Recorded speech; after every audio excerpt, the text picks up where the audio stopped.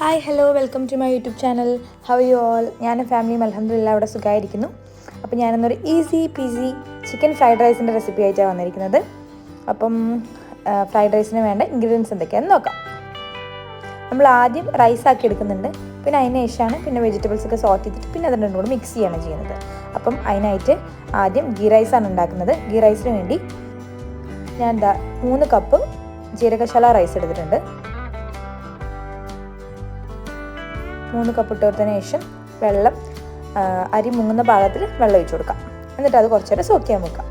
ആ സോക്ക് ചെയ്യാൻ വെക്കുന്ന നേരം കൊണ്ട് നമുക്ക് ആദ്യം ബിരിയാണി പോട്ട് എടുക്കാം. അതിനുശേഷം അതിലേക്ക് ഗീ ഇട്ട് കൊടുക്കുക, കുറച്ച് ഓയിൽ ഒഴിച്ച് കൊടുക്കുക, എന്നിട്ട് ഹോൾ സ്പൈസസ് ഇട്ട് കൊടുക്കുക. ഒരു 6 ഏലക്ക, ഒരു 6 to 7 കുഞ്ഞ് പീസായിട്ടുള്ള കറുവപ്പട്ട, പിന്നെ ഒരു 5 to 6 ഗ്രാമ്പും, അതേപോലെ തന്നെ ബേ ലീവ്സും. അതിനുശേഷം ഒരു മീഡിയം സൈസായിട്ടുള്ള വെളിയിട്ട് ഇട്ട് കൊടുക്കുക.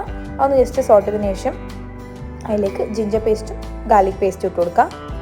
അതിനോടൊപ്പം തന്നെ ഒരു 3 ചില്ലിയും കൂടെ ഇട്ട് കൊടുക്കുക. എന്നിട്ട് ഇതെല്ലാം ഒന്ന് സോട്ട് ചെയ്തെടുക്കുക. ഇതെല്ലാം സോട്ടായി വരുമ്പം 3 കപ്പ് അരിക്ക്, ഓരോ കപ്പ് അരിക്കും 1.5 കപ്പ് വെള്ളം പാകത്തിന് 3 കപ്പ് അരിക്ക് 4 കപ്പ് വെള്ളം എടുത്ത് ഒഴിച്ചു കൊടുക്കുക. അത് തിളപ്പിക്കാൻ വെക്കുന്നതിന് മുന്നേ അതിലേക്ക് ആവശ്യത്തിന് ഉപ്പ് കൂടെ ഇട്ട് കൊടുക്കുക. എന്നിട്ട് ലിഡ് ക്ലോസ് ചെയ്തിട്ട് തിളക്കാൻ വേണ്ടി വെയിറ്റ് ചെയ്യാം. വെള്ളം നന്നായി ബോയിൽ ചെയ്ത് വന്നിട്ടുണ്ട്. ആ ബോയിൽ ചെയ്ത് വന്നതിന് ശേഷം നമ്മൾ നേരത്തെ സോക്ക് ചെയ്ത് വെച്ചിട്ടുള്ള അരി വെള്ളമൊക്കെ സ്ട്രെയിൻ ചെയ്തതിന് ശേഷം അതിലിട്ട് കൊടുക്കുക. എന്നിട്ട് ലോ ഫ്ലെയിമിൽ വെച്ചിട്ട് ക്ലോസ് ചെയ്ത് കുക്ക് ചെയ്യാം.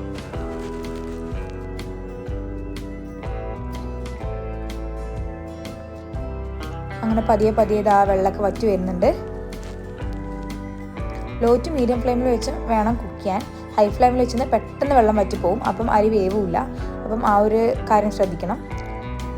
ഓൾമോസ്റ്റ് ഇങ്ങനെ വറ്റി വരുന്ന സമയത്ത് അതിലേക്ക് ഒരു ഹാഫ് ലൈമും കൂടെ സ്ക്വീസ് ചെയ്ത് കൊടുത്തിട്ട് ലോ ഫ്ലെയിമിൽ വെച്ച് വീണ്ടും കുക്ക് ചെയ്യാം.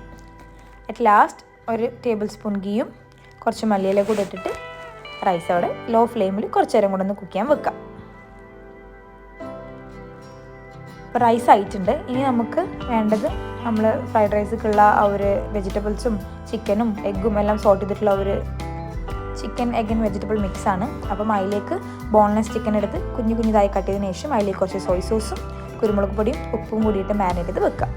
അതിനുശേഷം ഒരു 3 മുട്ട പൊട്ടിച്ചൊഴിച്ച് അതിലേക്ക് ആവശ്യത്തിന് ഉപ്പും സോയ് സോസും കുരുമുളക് പൊടിയും കൂടെ ഇട്ടിട്ട് അതും ഒന്ന് ബീറ്റ് ചെയ്ത് വെക്കുക.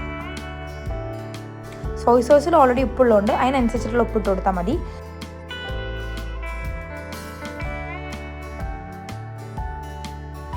അതിനുശേഷം നമ്മളൊരു പാൻ എടുത്ത് അതിലേക്ക് ഒരു ടേബിൾ സ്പൂൺ ബട്ടർ ഇട്ട് കൊടുക്കുക. അതേപോലെ തന്നെ ഒരു ടേബിൾ സ്പൂൺ ഓയിലും കൂടെ ഒഴിച്ചു കൊടുക്കുക.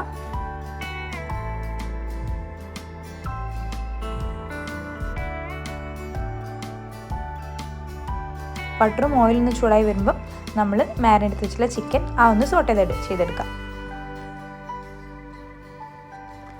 ചിക്കൻ നന്നായി സോട്ടായി വന്നിട്ടുണ്ട്. അങ്ങനെ നമ്മൾ ഫ്രൈ ചെയ്ത ചിക്കൻ പ്ലേറ്റിലേക്ക് മാറ്റുന്നുണ്ട്.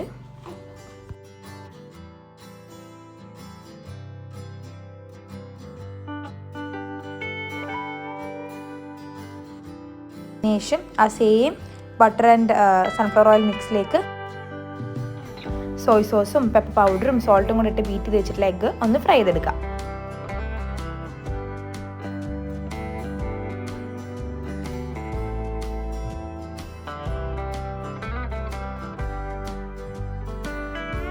അപ്പോൾ നമ്മൾ എഗ്ഗ് ഫ്രൈ ആയി വന്നിട്ടുണ്ട്. അതൊരു പ്ലേറ്റിലേക്ക് മാറ്റി വെക്കാം. അതിനുശേഷം ആ സെയിം പാനിൽ തന്നെ കുറച്ചുകൂടി ബട്ടർ ഇട്ട് കുറച്ചുകൂടി സൺഫ്ലവർ ഓയിൽ ഒഴിച്ചിട്ട് നമുക്ക് വെജിറ്റബിൾസ് സോട്ട് ചെയ്യാൻ തുടങ്ങാം.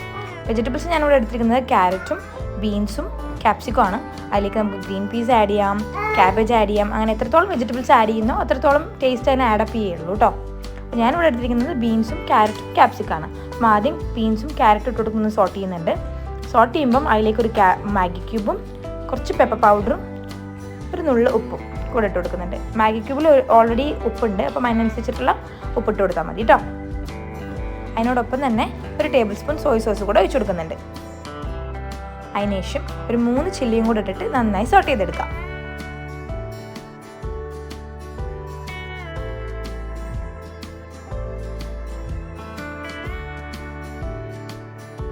വെജിറ്റബിൾസ് എല്ലാം നന്നായി സോട്ടായി വരുമ്പം അതിലേക്ക് നമ്മൾ ഫ്രൈ ചെയ്ത് വെച്ച ചിക്കൻ ആൻഡ് ഫ്രൈ ചെയ്ത് വെച്ച എഗ്ഗ് അതിലേക്ക് മിക്സ് ചെയ്തിട്ട് എല്ലാം കൂടെ നന്നായി മിക്സപ്പ് ചെയ്ത് കൊടുക്കാം.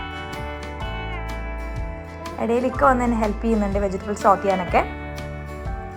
ഞാൻ എന്ത് റെസിപ്പി ഉണ്ടാക്കുകയാണെങ്കിലും ഇടയിൽ വരും. ഏറ്റവും ലാസ്റ്റ് ഇത് വന്നിട്ട് എന്തെങ്കിലും ഒന്ന് ഇട്ട് എന്തെങ്കിലും ടേസ്റ്റ് ആയി കഴിഞ്ഞാൽ പറയും മൊത്തം എൻ്റെ കഴിവാണ് എന്ന്. അങ്ങനെ ഒരു അപൂർവതരം ഹസ്ബൻഡാണ് എൻ്റെത്.